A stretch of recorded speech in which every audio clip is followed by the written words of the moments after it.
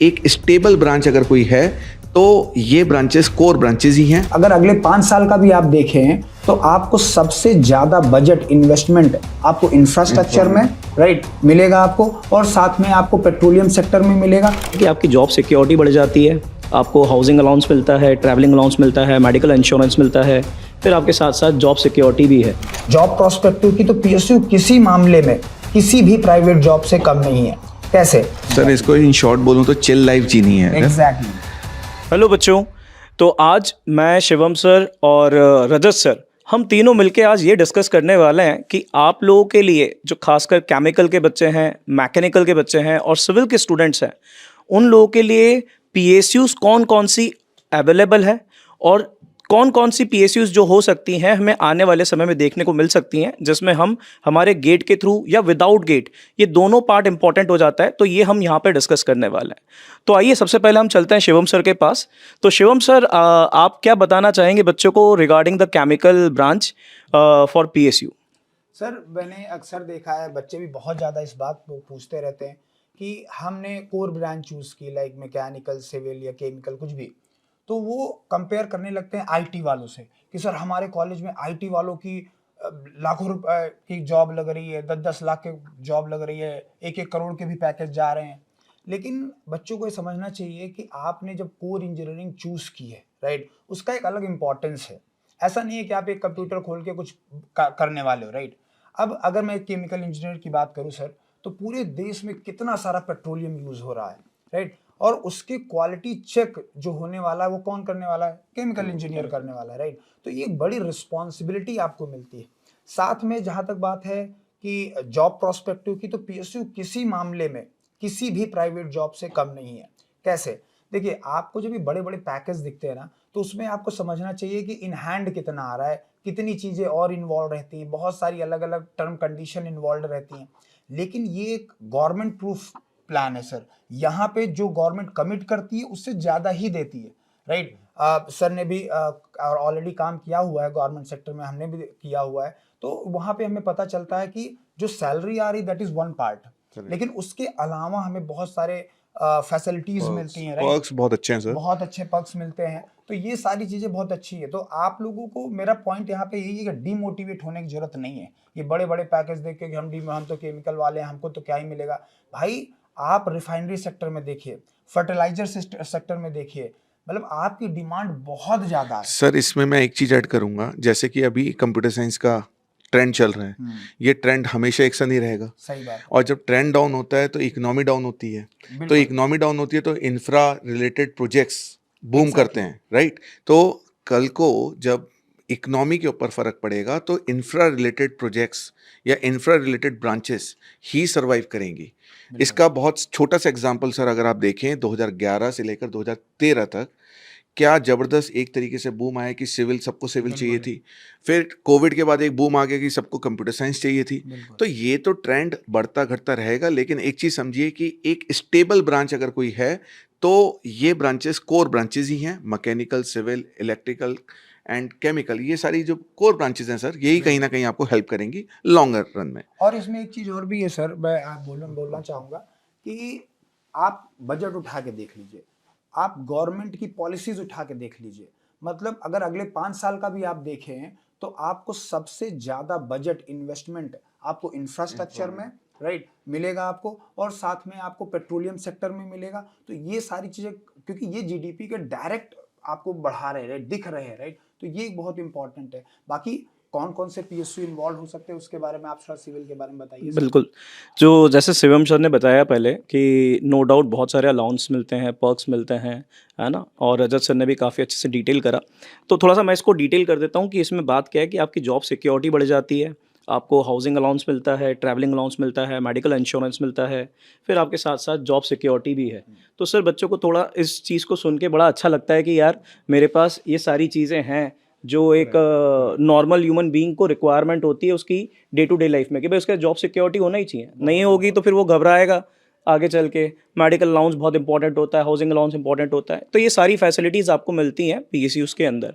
अब थोड़ा-सा हम और दृष्टि डालते हैं खासकर हमारे सिविल इंजीनियरिंग के पीएसयूज़ पे। तो पहले मैं रजत सर से बोलूँगा, रजत सर आप थोड़ा-सा आइडिया दें बच्चों को कि कौन-कौन सी हमारे पास पीएसयूज़ अवेलेबल हैं। फिर मैं भी आपको एक बार डिस्कस करूंगा बच्चों, और भी अच्छे पॉइंट्स बताऊंगा रिगार्डिंग सिविल इंजीनियरिंग। सो बच्चों, सब लोगों को पता है कि सिविल इंजीनियरिंग कंप्लीट करने के बाद सबसे पहले आपके पास दो ऑप्शंस हैं, या तो प्राइवेट जॉब का या फिर गवर्नमेंट जॉब का। अगर हम गवर्नमेंट जॉब्स की बात करते हैं तो गवर्नमेंट जॉब्स में इंजीनियरिंग सर्विसेज के अलावा हमारे पास क्या ऑप्शंस हो सकते हैं? तो हम non basically public sector enterprises की अगर हम बात करें तो हमारे पास एनएचपीसी का बहुत अच्छा एग्जांपल है, नेशनल हाइड्रो पावर कॉरपोरेशन का। एनटीपीसी का बहुत अच्छा एग्जांपल है सर। सो ये पावर सेक्टर्स बूमिंग सेक्टर है, और आने वाले टाइम में मुझे लगता है कि सर जैसे जैसे रिन्यूएबल एनर्जी की तरफ इंडिया बढ़ेगा, इन सेक्टर्स की डिमांड बढ़ेगी, और डिमांड बढ़ेगी तो ऑब्वियसली इंजीनियर्स की रिक्वायरमेंट भी बढ़ेगी ग्रेजुअली। जब बात करते हैं इंफ्रास्ट्रक्चर की, जैसा कि शिवम सर ने बोला, इंफ्रा के ऊपर हम लोगों का बजट हमेशा सबसे ज़्यादा रहा है, क्योंकि इंडिया एक डेवलपिंग कंट्री है, तो इंफ्रा के ऊपर सबसे ज़्यादा सर स्पेंड करना जरूरी है। अगर अदरवाइज इंडिया को अगर हमें एक डेवलप कंट्री की तौर पर शेप करना है तो इंफ्रा के ऊपर हमें खर्च करना पड़ेगा। और इंफ्रा के पॉइंट ऑफ व्यू से NHAI, Airport Authority of India, Engineers India Limited, RITES, sir ये वो बैकबोन है as a public sector enterprise जिनके बिना इंफ्रास्ट्रक्चर पॉसिबल ही नहीं है। क्योंकि किसी भी इंफ्रा प्रोजेक्ट के लिए कंसल्टेंसी की ज़रूरत है। कंसल्टेंसी में आपको सबको पता है कि rights and engineers India limited अपने में बहुत बड़ा ऑर्गेनाइजेशन है। सो इंफ्रा के पॉइंट ऑफ व्यू से बहुत अच्छे सेक्टर्स हैं। दूसरा, मुझे ऐसा लगता है कि ऑयल सेक्टर के पॉइंट ऑफ व्यू से अगर आप बोलें तो GAIL, gas authority of India limited sir, ये एक बहुत अच्छी अपॉर्चुनिटी है, और इंडियन ऑयल कॉरपोरेशन बहुत अच्छी अपॉर्चुनिटी है। सो और रेलवे से रिलेटेड सर एक चीज़ मैं बताना भूल गया, DFCCIL, dedicated freight corridor corporation of India limited, जो कि इंकॉर्पोरेट हुआ था बहुत पहले, आज से 10 साल पहले, जिसका काम ये था कि एक डेडिकेटेड रेलवे लाइन प्लेस करना उन प्रोजेक्ट्स के लिए, फ्रेट ट्रेन्स के लिए, ताकि हमारा फ्रेट ट्रेन्स का जो ट्रेवल टाइम है वो कम हो पाए और कॉस्ट हम मिनिमाइज कर पाएँ, जिसके लिए एक पूरा कॉरपोरेशन बनाया गया था। और अभी मैंने देखा है DFCCIL में सर सिविल इंजीनियरिंग की इतनी ज़्यादा वैकेंसीज निकली हैं पिछले 5-6 साल में, तो ये एक बहुत अच्छी अपॉर्चुनिटी क्रिएट हो सकती है रेलवे सेक्टर में। बाकी आप सर थोड़ा प्रकाश डालें इसके बारे में। बिल्कुल सर। तो बच्चों, जैसे कि आप जानते हो कि हमारी पीएसयूज़ जो होती है ना, वो हमारे pass on the basis of their जो कॉस्ट होती है, जो कॉस्ट इन्वॉल्व होती है उनकी वर्किंग में, उसके बेसिस पे बाइफर्केशन होता है, लाइक महारत्ना, मिनी रत्ना, नवरत्ना। तो बहुत सारी पीएसयूज़ हैं, बट होता सर क्या है मालूम है कि जब गेट एग्जाम बच्चा देता है तो वो गेट एग्जाम देने के बाद सिर्फ ये सोचता है मुझे महारत्ना में जाना और किसी में नहीं जाना। और कई सारी ऐसी पीएसयूज़ होती हैं जिनकी वैकेंसी निकलती भी है, बच्चे को पता भी नहीं लगता कि वैकेंसी आई और चले जाती है। क्यों? क्योंकि वो इन्वॉल्व सिर्फ महारत्ना में होता है। तो सर इसी चीज़ को फोकस करने के लिए मैंने एक बढ़िया सा काम करा कि मैंने एक पूरी लिस्ट निकाल ली है बच्चों के लिए, जिसमें सिविल इंजीनियरिंग की पीएसयूज़ की वैकेंसी निकलती है, और अच्छी खासी 20 से 25 पीएसयूज़ हैं जिनमें आपके पास अपॉर्चुनिटी मिलती ही मिलती है ना? अब ये हो सकता है किसी साल किसी की आती, किसी साल किसी की नहीं आती हैं, ये डिपेंड करता है। बट हाँ, इस लिस्ट के अंदर हमारे सर महारत्ना तो इन्वॉल्व है ही है, बट अदर पीएसयूज़ भी हैं जो बहुत ज़्यादा बच्चों को ये होगा कि आगे जाके अगर मान लीजिए कभी वैकेंसी निकलती है, so you have to be active. बाकी हमारे कुलदीप सर तो हैं ही सर, जो उन्हें इन्फॉर्मेशन मिलते रहती है हमेशा, बट एक बार आपको भी एक्टिव होना चाहिए ताकि आपको इन्फॉर्मेशन मिले कि कौन कौन सी पीएसयूज़ है। तो थोड़ा सा सर मैं इनको बताता हूँ बच्चों को। अब थोड़ा लिस्ट बड़ी है इसलिए मुझे रेफरेंस लेना ही पड़ेगा। तो लाइक महारत्ना में अगर हम बात करें तो ONGC हो गया, IOCL हो गया, कोल इंडिया हो गया, HPCL हो गया। तो यहाँ से हमारे पास वैकेंसियाँ काफ़ी निकलती है सिविल की, है ना? हो सकता है किसी साल किसी की वैकेंसी ना भी आए, तो उससे फ़र्क नहीं पड़ता। आपको तो आपकी एक सीट चाहिए, आप उसको सोच के काम करिए। Got it? अब इसी के बाद बच्चों अगर मैं आगे बात करूं तो हमारी जो लिस्ट है वो थोड़ी सी बड़ी है, बट मैं तो भी आपको बताता हूं। जैसे बार्क हो गया, बार्क सब आप जानते हैं सर, हर साल हमारे पास गेट के थ्रू भी आता है और आप डायरेक्ट भी दे सकते हैं, तो वो एक आपके पास अच्छी अपॉर्चुनिटी है। DMRC सर, मेट्रो का इतना काम चल रहा है थ्रू आउट द इंडिया, तो कहीं ना कहीं आपको मेट्रो के अंदर जॉब तो आराम से मिल ही जाएगी। आज इंदौर के अंदर भी मेट्रो चल रही है, इंदौर में भी मेट्रो का काम बहुत तगड़े तरीके से हो रहा है। फिर इसमें ना एक चीज और हुई है, हर स्टेट के साथ गवर्नमेंट ऑफ इंडिया ने, हर स्टेट के साथ मिलके गवर्नमेंट ऑफ इंडिया ने एक जॉइंट वेंचर में एक ऑर्गेनाइजेशन एस्टेब्लिश किया है। जैसे जयपुर में Jaipur metro rail corporation, government of Rajasthan and government of India का एक जॉइंट वेंचर है। Delhi government and government of India का DMRC आपके सामने एग्जाम्पल है। सो मेट्रो जहाँ जहाँ Tier 2 सिटीज़ हैं, जहाँ जहाँ मेट्रो पहुँच रही है वहाँ इंफ्रा बढ़ेगा, और इंफ्रा बढ़ेगा, इंजीनियर्स की रिक्वायरमेंट है। अभी मैं सर एक स्टेटमेंट पढ़ रहा था एल&टी के किसी चेयरमैन की या प्रेसिडेंट की, लास्ट ईयर की बात है, उन्होंने कहा था कि we are short with the civil engineers, we are not getting a right engineers. So कहीं ना कहीं क्यों? क्योंकि एक पिछले 4 साल में ये देखा गया कि सब लोग कंप्यूटर साइंस की तरफ अपना ज़्यादा रुझान दिखा रहे थे, जिसकी वजह से सिविल इंजीनियरिंग में बहुत बैकलॉग्स क्रिएट हो गए और फ्रेश हायरिंग हुई नहीं। सो कहीं ना कहीं इंफ्रा बढ़ेगा तो प्राइवेट में भी अपॉर्चुनिटीज़ क्रिएट होंगी सर, ऐसा नहीं है कि केवल गवर्नमेंट में ही हो रही हैं। बिल्कुल सर, बिल्कुल। सो आपको बिल्कुल निराश होने की ज़रूरत नहीं है, ऑप्शंस बहुत हैं सर। आप कुछ बता रहे थे अभी। मैं हाँ, वही लिस्ट बता रहा था बच्चों को। तो हम लोगों ने जैसे बात करी सर, मेट्रो के ऊपर अच्छा खास डिटेल देके चले गए बच्चों को। तो डीएमआरसी की बात हमने करी, है ना? उसी के साथ फिर हम एनबीसीसी की बात करें सर, हाँ, वो भी हमारे पास एक अच्छी अपॉर्चुनिटी है। फिर एसजेवीएन जो हमारा सतलुज जल विद्युत निगम करके है, यहाँ पे वैकेंसी निकलती है, बच्चों को पता नहीं लगता भाई, ये सब ध्यान रखना आप लोग, है ना? फिर हमारे पास टीएचडीसी है, फिर हमारे पास ईआईएल है सर, राइट? फिर उसके बाद एनएलसीएल है हमारे पास, फिर इलेक्ट्रॉनिक कॉर्पोरेशन ऑफ इंडिया है, वाइजैक स्टील है, एनएचपीसी है सर हमारे पास, एनएमडीसी है, बीएसएनएल है। वैसे बीएसएनएल को कम ही प्रेफरेंस दे, बट हाँ अदर पीएसयूज में आप देख सकते हैं। आईआरसीओएन है, राइट्स है सर, राइट? फिर उसके पास नालको है सर, वैपकॉस है हमारे पास, फिर रेलटेल है, एक आरवीएनएल भी आप ज़रूर देखना बच्चों, और एयरपोर्ट अथॉरिटी है, और एक एचएससीसी है। तो ये कम से कम कहीं ना कहीं 20 से 25 पीएसयूज हैं जो आपको ध्यान रखना चाहिए। इनमें वैकेंसी कब आ जाएगी आपकी सिविल इंजीनियरिंग की? और ये जो बच्चों मैंने लिस्ट बताई है ना, ये लिस्ट पे मैंने बहुत वर्किंग करी थी, हर जगह जाके सर्च करा था कि इनकी वैकेंसी आती है या नहीं आती है। तो मैंने हर बार जाके देखा है कि कहीं ना कहीं आपके पास जॉब अपॉर्चुनिटी इन पीएसयूज में सिविल इंजीनियरिंग के लिए खासकर देखने को मिलती है। तो अब चलते हैं हम सीधे सीधे शिवम सर के पास, जहां पर वो मैकेनिकल के बारे में आपको थोड़ा डिटेल करेंगे। बिल्कुल सर। सो अगर आप देखें कि टोटल गवर्नमेंट जॉब्स की अगर बात करते हो, ईएससी मिला दीजिए, एईजे मिला दीजिए, टॉप नॉच पीएसयूज की जॉब मिला दीजिए, तो सिविल इंजीनियरिंग का कोई तोड़ नहीं है। सबसे ज़्यादा वैकेंसीज आपका सिविल इंजीनियरिंग में मिलती हैं।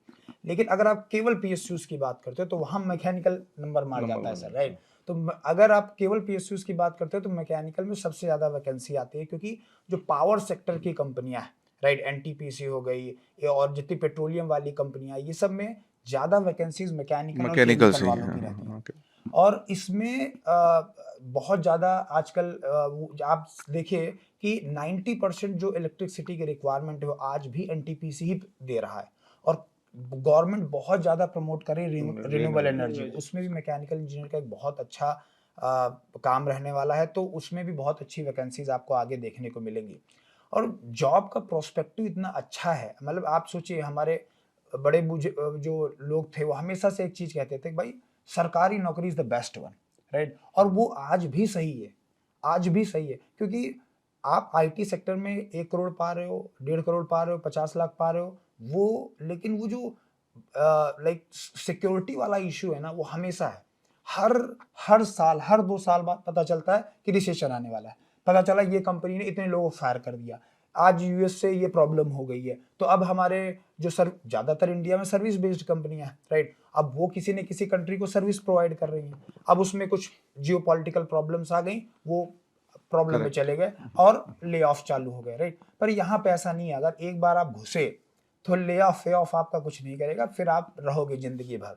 और एक कांस्टेंट तरीके से आपको प्रमोशंस मिलते रहते हैं, आपका इंक्रीमेंट होता रहता है, सेटिस्फैक्शन है एक अच्छी। आप देखिए फैसिलिटीज में तो चाहे एनटीपीसी हो, आईओसीएल हो, सबकी एक प्रॉपर कॉलोनी रहती है, आपको लिविंग स्टैंडर्ड मेंटेन कराया जाता है। तो हर एक चीज बहुत सही तरीके से आपको की सर जाती इसको है। इन शॉर्ट बोलूँ तो चिल लाइफ जीनी है अगर, एग्जैक्टली।